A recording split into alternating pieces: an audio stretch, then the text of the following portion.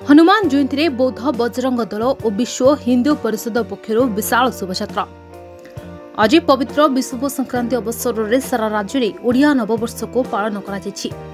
आज बौद्ध जिले में आनंद उल्लासर सहित विभिन्न स्थान में पवनपुत्र हनुमान को जन्म जयंती उत्सव पालन करा जायछि। बौद्ध जिला सदर महकुमार महानदी गर्भरे अवस्थित सिद्ध हनुमान पीठ और मातांगेश्वर मंदिर परिसर थिबा हनुमान पीठ में आज सकाळु श्रद्धालु माने अंजनी पुत्र दर्शन करते। आज पवनपुत्र हनुमान जयंती उपलक्षे बौद्ध जिला बजरंग दल और विश्व हिंदू परिषद पक्षर एक विशाल बाइक रैली आयोजन करा जायतिला। स्थानीय मातांगेश्वर मंदिर ठारू एह विशाल शोभायात्रा बौद्धर विभिन्न साही एवं बस्ती परिक्रमा करथिला एवं शांति श्रृंखलार सहित शोभायात्रा समापन होइथिबा बेले एही अवसर में समस्तक सुख समृद्धि पई प्रार्थना करा जायतिला।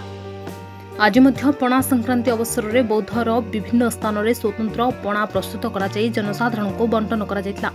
हनुमान राम भक्त हनुमान कर आज जो जन्म उत्सव केवल बौद्ध नुह समग्र ओडिशा रे एवं भारत में पृथ्वी में पालन करा जाउछि।